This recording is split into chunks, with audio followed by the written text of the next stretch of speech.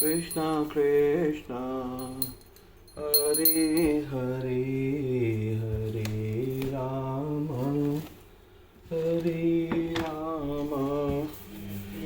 राम राम हरे हरे गोविंद बोलो हरि गोपाल बोलो राधा रमण हरि बोल। आज हम श्रीमद् भागवत के चौथे स्कंद का पेज 80 पढ़ने जा रहे हैं। शिव जी मृगछाल के आसन पर बैठे थे और वे कुबेर, नारद तथा चतुष्कुमार जैसे महापुरुषों से घिरे थे। भस्म से आच्छादित उनका शरीर संध्याकालीन आकाश जैसी प्रतीत होता था और उनके केशों में बालचंद्र शोभायमान था।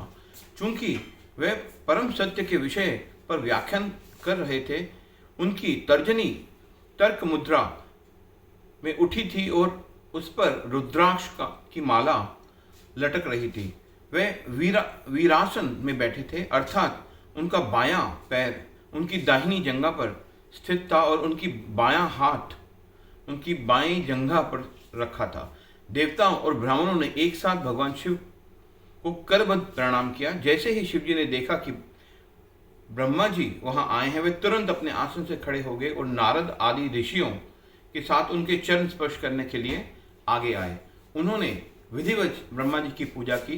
ब्रह्मा जी का भय था कि शिव जी कहीं अभी भी क्रोधित ना हो और अपने इस भाव को छिपाने के लिए वे मुस्कुराने लगे। ब्रह्मा जी ने कहा, भगवान शंकर, आप संपूर्ण भौतिक सृष्टि के नियंता हैं और जिस प्रकार एक मकड़ी अपने जाले को बुनती है, उसे बनाए रखती है और बाद में स्वयं समेट लेती है, उसी प्रकार आप इस सृष्टि के सृजन, पालन एवं संहार करते हैं।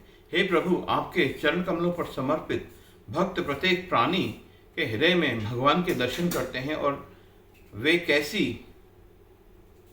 किसी में भेदभाव नहीं करते। वे पशुओं के समान कभी भी क्रोध द्वारा अभिभूत नहीं होते, जिनकी बुद्धि में भेदभाव होता है, जो भौतिक कार्यों तथा उनके फलों से आसक्त होते हैं, जो अपनी संकुचित मानसिकता के कारण दूसरों के उत्कर्ष को सहन नहीं कर पाते और परिणाम स्वरूप कठोर वचनों द्वारा उन्हें विदीर्ण करते हैं। ऐसे लोग तो पहले ही अपनी नियति द्वारा मारे जा चुके हैं, इसलिए पुनः इनका वध करना आप जैसे महापुरुषों को शोभा नहीं देता।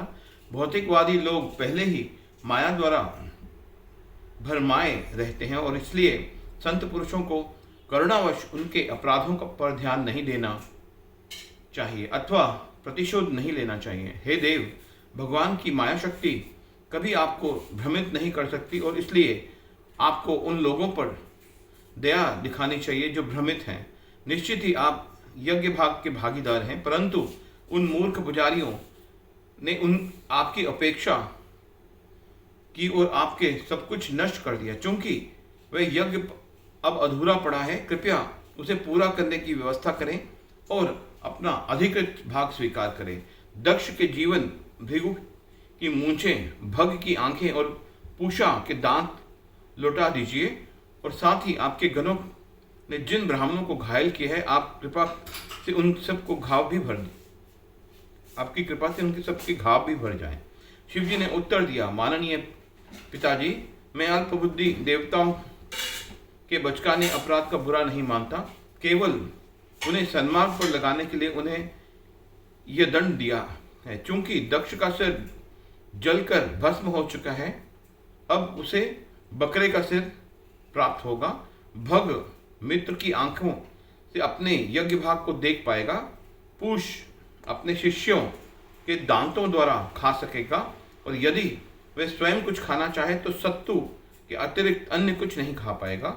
जिस बकरे का सिर दक्ष को प्राप्त होगा, उस बकरे के सिर के बाल भृगु की दाढ़ी मूंछों के रूप में प्राप्त होंगे।